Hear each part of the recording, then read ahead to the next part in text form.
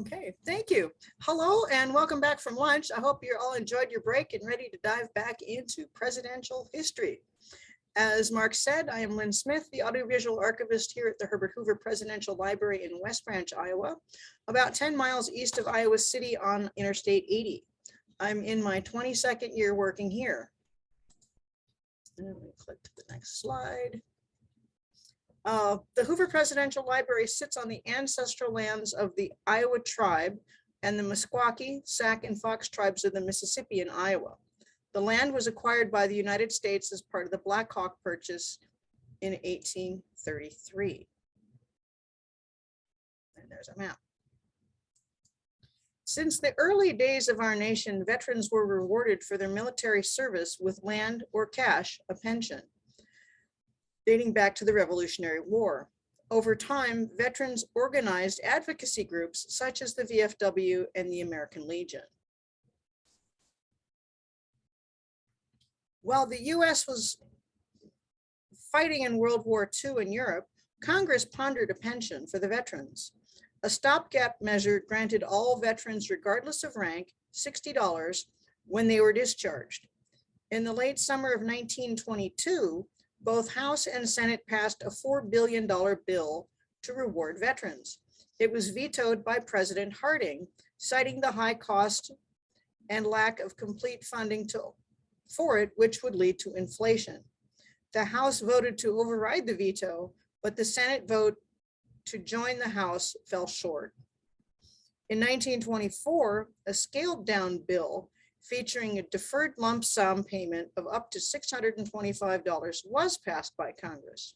Like Harding before him, but for different reasons, President Coolidge vetoed the bill. This time, both House and Senate votes overrode the veto. The American Legion pushed Congress to both pass the bill and override the president's veto. And now for a pop quiz. See what you know, even though I haven't told you anything. When was the World War I Compensation Act to pay out? Take a guess.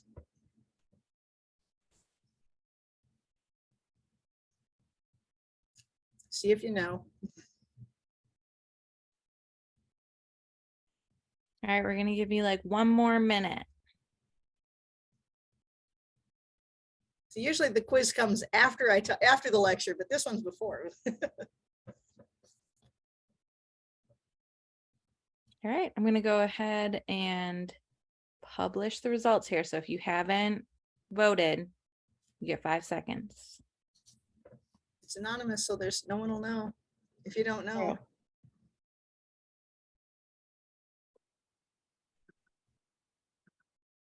All right, there we go. There are the results. Okay. Well, the correct answer is number 4 on the veteran's birthday in 1945. So we'll go on to the next slide. Does this go?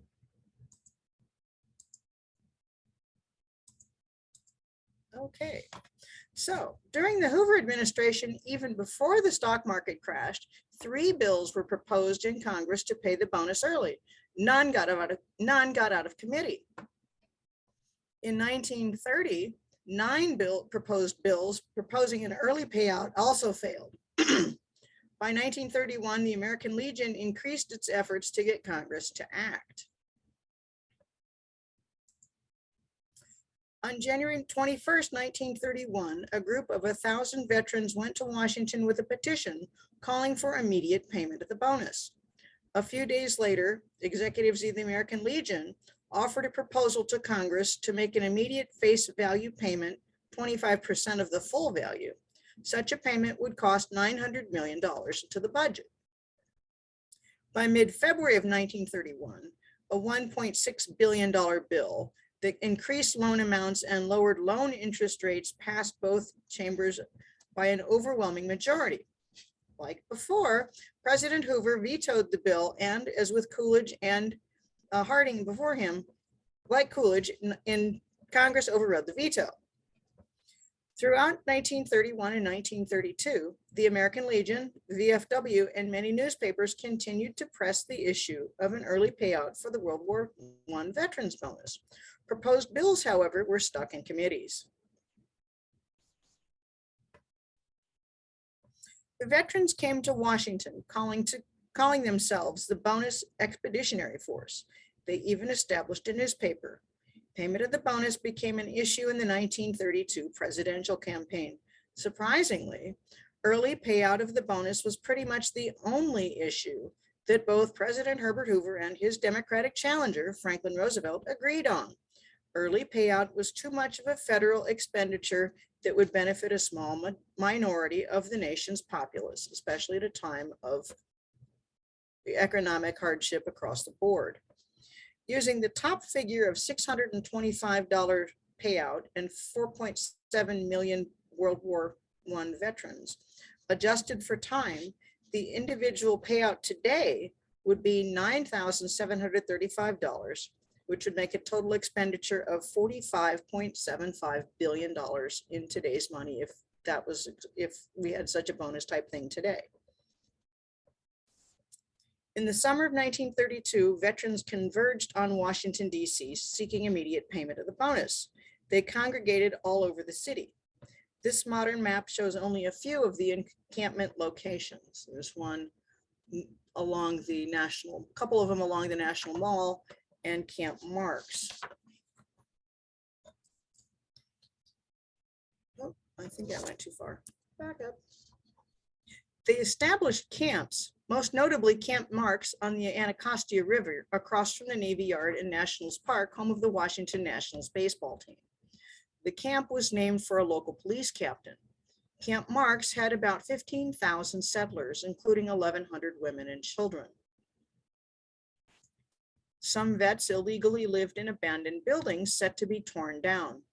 Day and night, they congregated at the Capitol building to push for congressional passage of immediate payment of the bonus. After a defeat of the bonus payment failed in the Senate, President Hoover initiated a bill for transportation loans for veterans to use to return to their homes. On July 9th, Hoover signed the authorization of $100,000. Support for funding was widespread. Both the press and members of Congress encouraged veterans to leave the city. Hundreds of men lined up daily seeking money to return home. By July 24th, when the funding period ended, over 5,700 veterans had left the city. Still, however, around 8,000 remained. Congress adjourned on July 16th. No more legislation would be brought forward until Congress returned in December of 1932. Even though thousands of vets were leaving the cities, others continued to illegally occupy those abandoned buildings. On July 20th, the first eviction notice appeared. When Washington, D.C. police moved in 8 days later to remove people living in those structures, fights began. The document on the left is a letter sent to President Hoover from the President of the Board of Commissioners of the District of Columbia, asking for federal troops to assist the Washington, D.C. police with maintaining law of order on the 28th. The document on the right is a communique from Secretary of War Patrick Hurley to U.S. Army Chief of Staff Douglas MacArthur to use troops to clear the area with humanity and show kindness to women and children. And that's exactly what it says, is part of the text. The after action report submitted by General MacArthur included photographs depicting the peaceful movement of veterans leaving the abandoned buildings and returning to camps. Of course, you can see them strolling along with the bayonets drawn, but no shots were fired except for canisters of tear gas.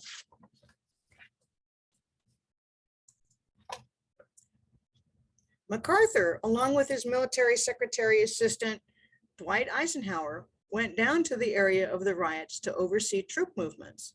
Here's a bit of what Eisenhower said about the day in an oral history interview. Pull it from the other part of the desk. Bonus marchers refused to leave. There was a little disorder, you know, but the president had to issue an order that the army would be used to help eject them because the police said they couldn't do it. And they couldn't, I think. So they brought in a few troops. Chief of Staff General MacArthur said that he would go out and take command. Well, I thought it had the aspect of a riot rather than a great big military movement, so I told him I thought this was inadvisable. The chief of staff should not dignify the incident by going out himself. But he said this is a very serious test of the strength of the federal government, that he was going and that I was going as his aide. In those days, we all went in civilian clothes normally, so I had to go home and get into my uniform, he chuckled, and come back and meet him. We went out to this expedition. Now, the big thing was to move them out of these buildings, but there were others around close in these little hovels and huts, no bigger than shelter tents. Finally, the whole group got moving back under the pressure of the soldiers toward the Anacostia Bridge.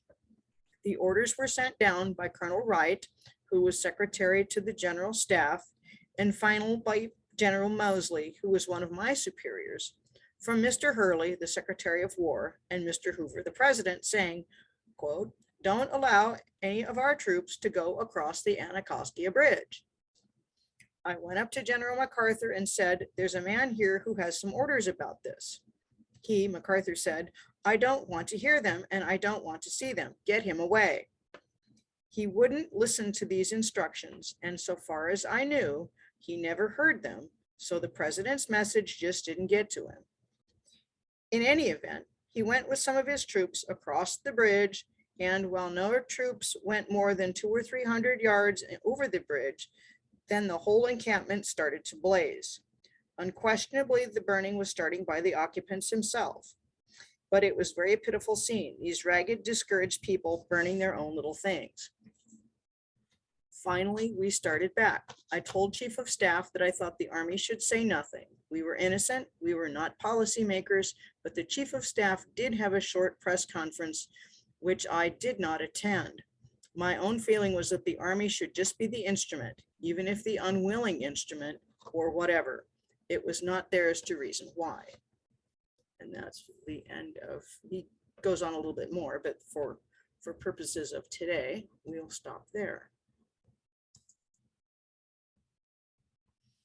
Here's a photo from the after action report showing camp marks on July 29th.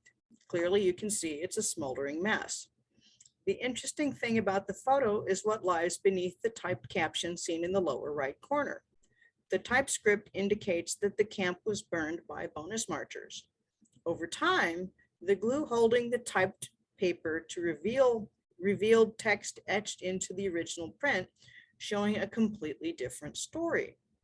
Some press photographers captured images of soldiers lighting structures on fire. A few soldiers, after seeing tents and shacks burning, thought an order was given to burn the camp.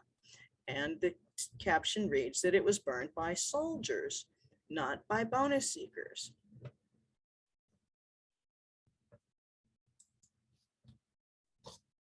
So, for review, let's look at some of the decisions made throughout the day. The police asked for help and assistance. President Hoover sends in troops, and the chief of staff ignores orders not to cross into camp marks. Everybody had a decision to make, and had different decisions been made, the outcome of the day would be completely different. Public response to the troops' actions against the bonus marchers was swift. Some people supported President Hoover's and others condemned his action to call out the military. Hoover defended his orders for troops at a press conference on July 29th. I have a few comments from that. Okay, President's News Conference, July 29th, 1932. The President, the challenge to the authority of the United States government has been met swiftly and firmly. After months of patient indulgence, the government met overt lawlessness as it must always be met if the cherished processes of self-government are to be preserved. We cannot tolerate the abuse of constitutional rights by those who would destroy all government, no matter who they may be. Government cannot be coerced by mob rule. The Department of Justice is pressing its investigation into the violence which forced the call for the Army detachments, and it is my sincere hope that those agitators who inspired yesterday's attack upon the federal authority may be brought speedily to trial in the civil courts. There can be no safe harbor in the United States of America for violence. Order and civil tranquility are the first requisites of in the great task of economic reconstruction, to which our whole people will now are devoted and heroic and noble energies. This national effort must not be retarded, even in the slightest, by organized lawlessness. The first obligation of my office is to uphold and defend the Constitution and authority of law. This I propose always to do. For your own information, while I am on the subject, the National Red Cross has undertaken to send all women and children out of the district who want to go home, and they are actively in the field this afternoon gathering them up. This is not for publication, just for your information. Then he goes on to some other things about economic recovery.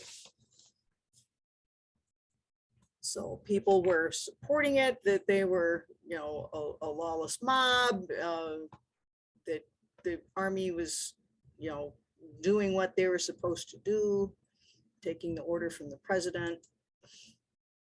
People against it were, how dare the troops be called in against troops. The telegram was talking about the guaranteed rights of peaceable assembly.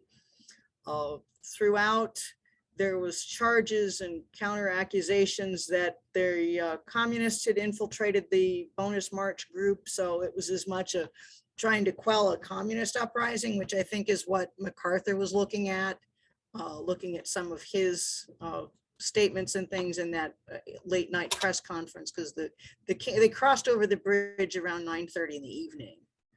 And so it was starting to get a little dark at that point. So in the end, find my script. After additional marches by World War I veterans, by now we have a group came in December of 32 after the election, and every year the Congress would put forth legislation and it would either be voted down, vetoed, or otherwise. With the New Deal, CCC jobs were offered to these World War I veterans. And in one case in September of 1935, over 250 veterans died when a hurricane hit a work camp down in the Florida Keys. It took 4.5 years after the initial bonus march in 32 before Congress finally put to rest the issue of the bonus payments. And even that was again after President Roosevelt's veto. And that the amount that was paid out was capped at $625. It was calculated based on $1.25 a day per day of service overseas by each of the veterans, and $1 a day for service in country here in the States. So thank you for your time and attention. Do you have any questions? I'll do my best to answer them. I see a few things in chat. Maybe it's more weather. Now MacArthur had a plan in Truman.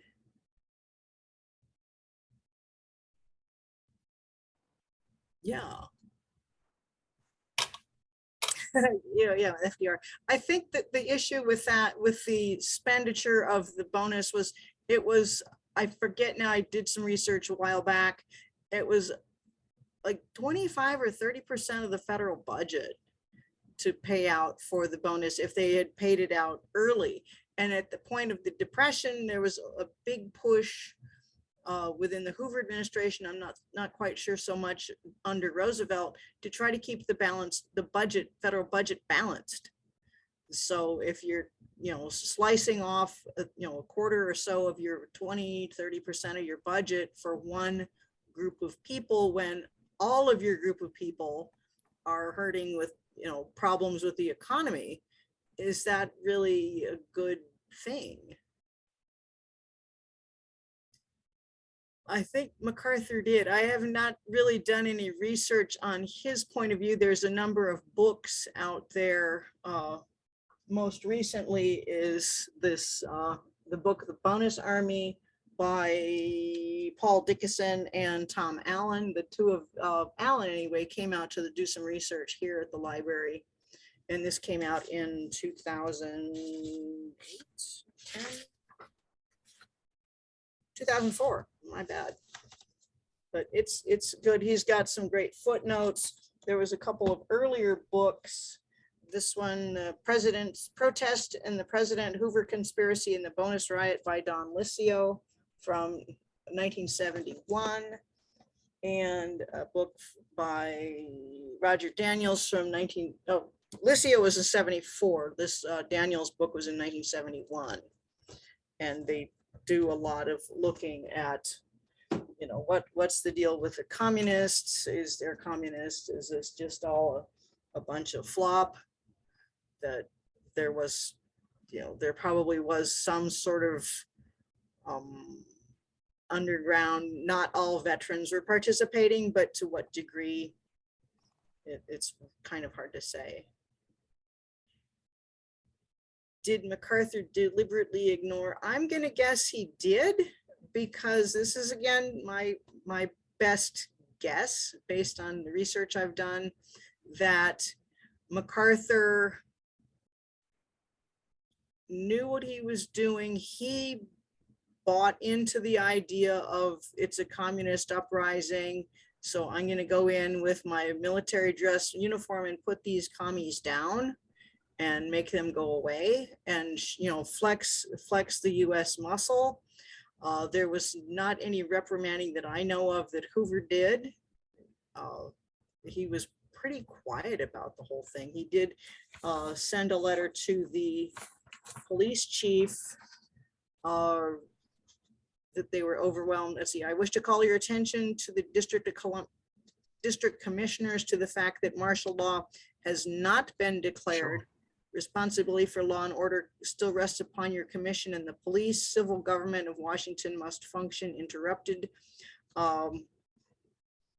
There were obvious that after the departure of the majority of the veterans, subversive influence obtained control of the men remaining in the district, a large part of whom were not veterans, etc.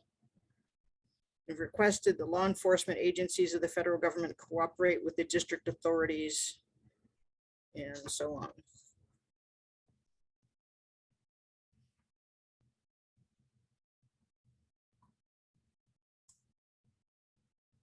It might, the popularity, it might have been.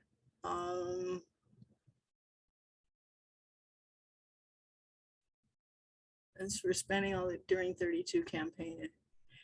Yeah, Hoover was doing some early work projects. The Hoover Dam was a construction project that brought lots of people, but the prevailing attitude, and in that time in the 20s and 30s, there wasn't a lot of, there's not as much knowledge of economic theory as much as there is now. It's easy to look back at today's, what we know about how economy and inflation and all these things work, that it's easy to look at history through what we know today, because we see how it ended.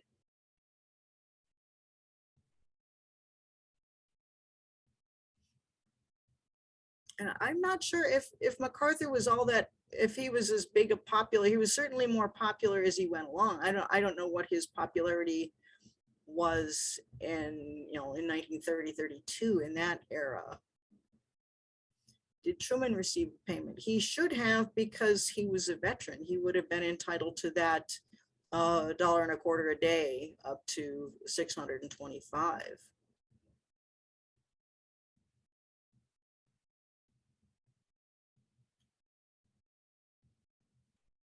The men would have been, but the point with that communist is that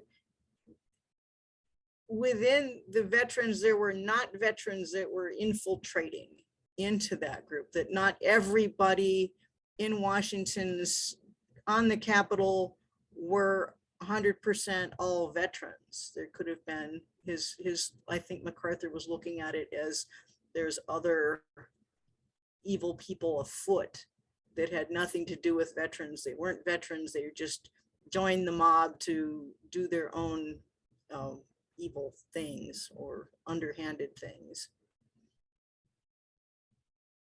Was there anyone that benefited? Hard to say.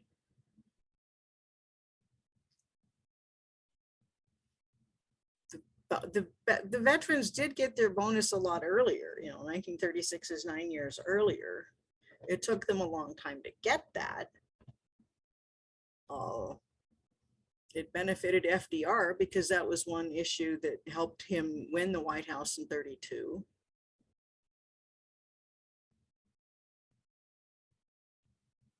What sorts of material? We have about 2 or 3 archival boxes, several folders of correspondence relating to the whole veterans movement during Hoover's administration. People, from 29, 30, 31, writing to the White House, help me do this, or even just nudging the White House to get some help from the VA to help people outside of the bonus, just specific, I have a problem with XYZ, the way you'd write to your congressman about something today. And we've got that. A lot of those things are digitized, and you feel free to contact us and we can set you up with these already scanned folders of correspondence. We have the after action report, of which those photographs came from. That's an interesting report that was issued to the War Department through the Chief of Staff's office, through MacArthur's office. So we have plenty of those materials. I don't think anything is online. We don't have any audio or film of the bonus march, unfortunately, in our collection. That is just not something. Most of what materials we have in AV photographs and things came from news media. So we've got a few photos of the camps and such, but generally not a whole lot of AV materials outside of that after action report. Was the bonus paid? Right, the bonus was a pay. It was like seen as a pension, and it was delayed because the idea was, instead of, okay, World War I's over, it's a few years later, here's your money. It was put off so as kind of like a retirement, like an actual pension. So you figure a guy's 20 years old in 1920 after the war, or 22 or so. In 45, he'd be in his 50s. So it would be good to get a nice, as you're getting closer to that retiring type age in your 50s, it'd be nice to get a $600 amount of money dropped in your lap for something that you had done as a youngster. So that was part of the delay. And I think it was also, they would have time to set aside the money, take a little bit of time, take a little bit of the budget each year to build up this nest egg. So when it came time in 45 to pay it, there'd actually be money without wiping out a big chunk of the federal budget.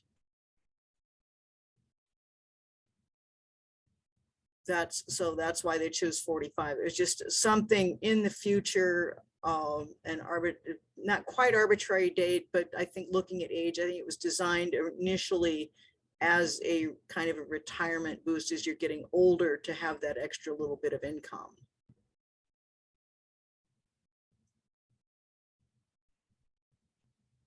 Let's see, Hoover was not a person who would publicly, yes.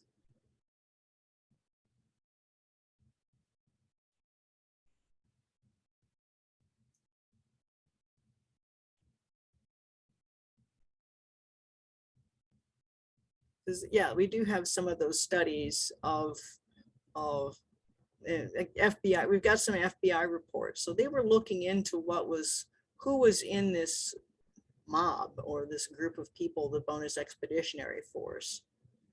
And we have the newspapers, right? Was he acting on bone? Yeah. acting on bogus information.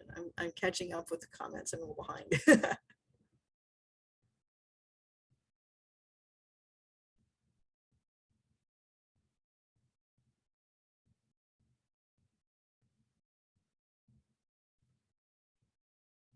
This teachers learning about Hoover difficult. Did Hoover do anything else to alleviate? That was something that was Lissio had pointed out in his book, that, to set up Camp Marks, it was on, the whole district is federal land. So he could have, at any point as the head of the federal government, told the orders not to allow any sort of encampments anywhere. But the very fact that he, kind of turned a blind eye to it might have helped that. He did a lot of work, items not specifically for the veterans per se. Yeah, he was kind of, the pull yourself up by the bootstraps. He was very strong on that with the American rugged individualism.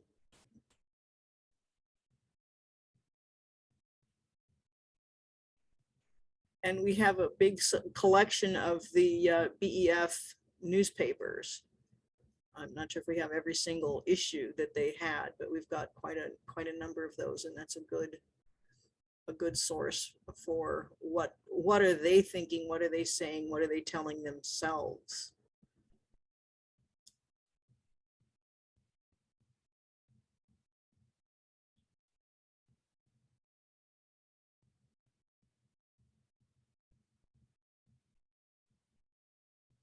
Did they create jobs through the CCC? Well, the CCC was designed to put people to work, and that was all set up through FDR. And that worked for men of all ages and women to doing art and things. Finding communism. That is correct about J. Edgar Hoover. And there is no relation between Herbert and J. Edgar. They occasionally would even get each other's mail.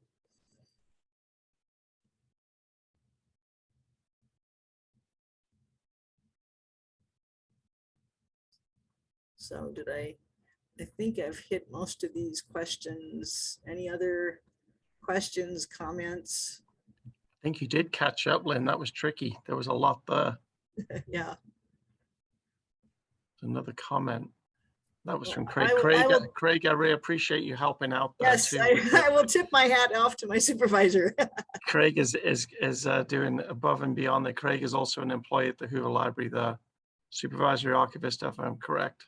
Right.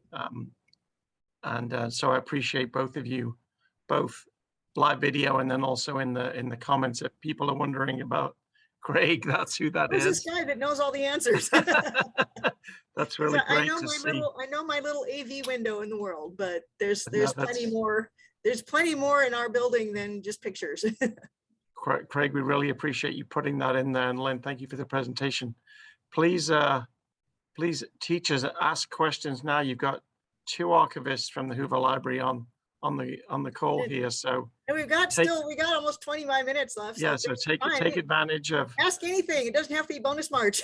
Right, Hoover related, all of the above. Please weigh in with your questions and anything to help you in teaching this period with your students. Now's your opportunity. I'm going to throw one at you, Lynn, Okay. and Craig too. And maybe just, it's a straightforward one. I'm going to throw you a softball, as they say. Maybe you could talk a little about the relationship between Harry Truman and Herbert Hoover. Oh, that's a good one. See? They're contemporaries, and although politically opposite sides of the coin, they became fast friends. When Truman dedicated his museum in Independence, Hoover was there, and to return the favor, Truman came here. But prior to even that, when Hoover at the time that Truman became president, he was the only living ex-president. And he had lots of experience with feeding people in need after World War I. The Commission for Relief of Belgium did a lot of work, and we have a temporary exhibit right now on the ARA, the American Relief Association, that worked in Soviet Russia and parts of Eastern Europe, feeding them after World War I. And there's severe drought all over in Russia. So there was a lot of knowledge and skill set, and Hoover had access to the people that did the work. And he just basically, took the CRB, the people that worked in World War I feeding Belgium and France, and just shifted them to Eastern Europe, and then just shifted them over a lot of the same infrastructure and people to feed Russia when they had their famine in 21, 22, 23. So Hoover knew what he was doing. So when Truman inherited a World War II and a world devastated by famine and hunger and all that, he contacted, against the advice of some, reaching across party lines, he contacted Truman, contacted Hoover and said, hey, we have a lot of problems like what happened in World War I. Could you come and meet and let's talk, and we'll get you to work to solve some problems. So that's what took place. They met in 45, and in 46, Hoover went overseas, did a world famine tour to see who had what needs and how do we go about getting the haves and the have-nots hooked up together to help the world. So when we have on film, when Truman was here, he was, very passionate about commenting that, he had this important job and only Truman could do it. And he had no hesitation to step up and, do the job that he was asked to do by President Truman. So now we're filing behind in questions. So that was, and he worked at Hoover's World in World War I. He fed Germany because there was need there. And if you rebuild and have healthy people, it will work. And, America's always been the breadbasket of the world. So it just kind of works through that. World War I, involvement in the home front. So he did a lot of work encouraging people to, during the war, Hooverize, conserve wheatless Wednesdays, meatless Mondays, conserve food, and then some of that could be helping the starvation and problems in Europe. Contribution to charity. Yeah. And there's Craig again, yes. The impact. Right, it is about feeding people, not, the communism or the eneminess comes off. That hat is removed. If you're hungry, we'll feed you.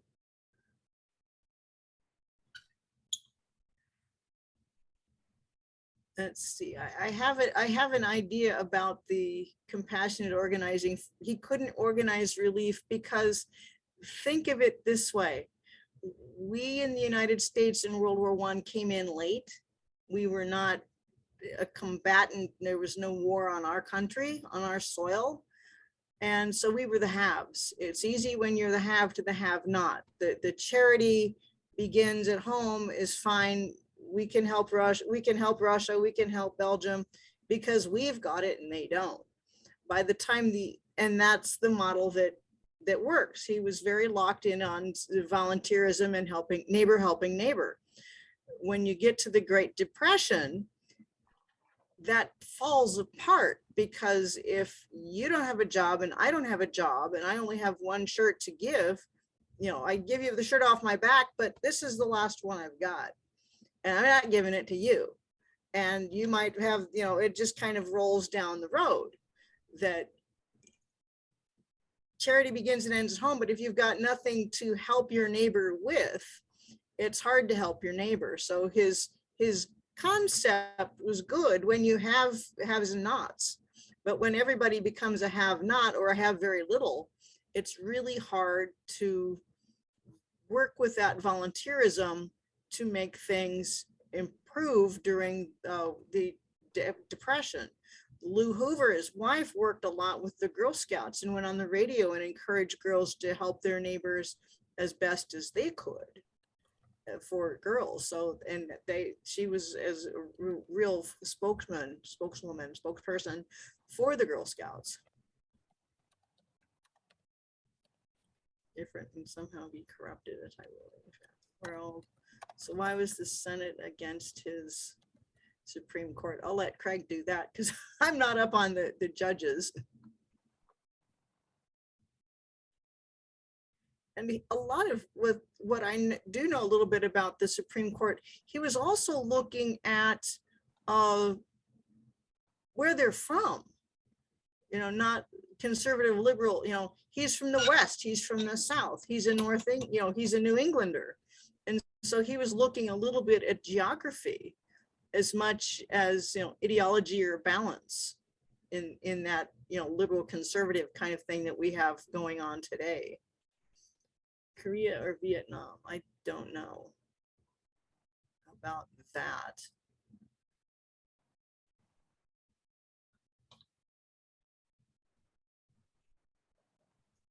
Okay, let's see, another message. I'm catching up again. Oh, that's right. Parker was, yeah, they had the goods on Parker as a racist guy. And his other appointments were very well received and served long terms. How would you teach the RFC? The Reconstructive Finance Corporation. Well, that was a policy that Hoover put forth to give, as I get it, to have banks do small loans.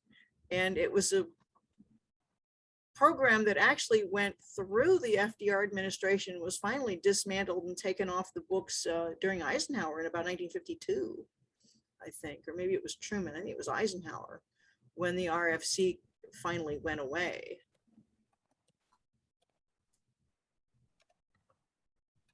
Fun fact, Edith Roosevelt briefly campaigned for Hoover. Oh, that's interesting.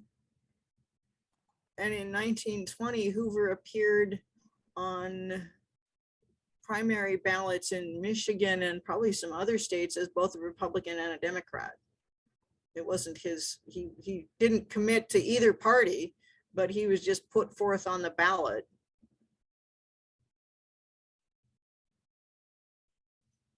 Was Hoover more supportive of civil rights?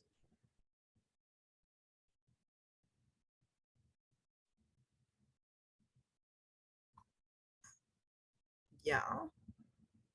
He was working more with getting assistance and aid. He wasn't necessarily taking sides to, and he wasn't, you know, he was not a member of any sort of, you know, Klan. He was certainly not a Klansman or anything. His Quaker upbringing would kind of help guide him in those regards. Political experience prior to his presidency, he was Secretary of Commerce. The only other elected position he held was junior class treasurer at Stanford University when he was an undergrad in the 1890s. Who would say it was Hoover's presidential role model? Well, it was a long-held family keepsake of a print of Lincoln reading the Emancipation Proclamation to his cabinet. That's kind of a famous print. And that was something that was on the wall in the family cottage, and it's carried through his life, and it hangs on a wall in our museum gallery.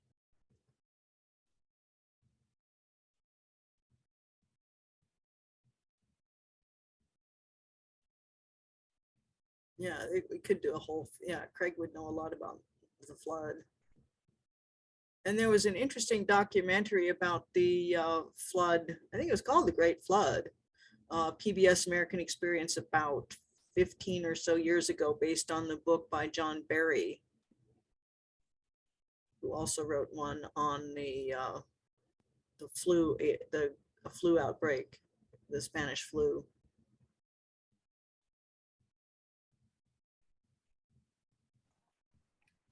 Really great questions, everybody. And again, I thank Craig and Lynn for responding both verbally and in the chat. So if you've not been monitoring the chat, there's been quite a number of responses by Craig. That's what the gems are. Right, it's been great stuff.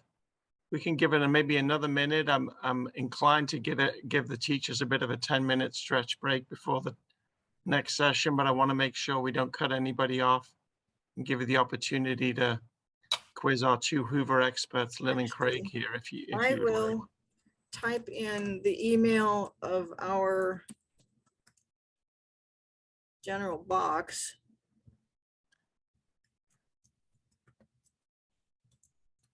So if you have any questions, you can send it to our, right, the flu started in Kansas, and then no one calls it that. The Hoover Library email box, you can send an email to that, address any questions or, follow up or interested in documents for, anything, the bonus march, the flood, whatever might be useful. And it will be directed to whichever staff member has the best expertise to answer the question, or feed you the documents, the PDF of scans of different things. Well, thank you, Lynn, and thank you, Craig, too. Really appreciate it. I'm going to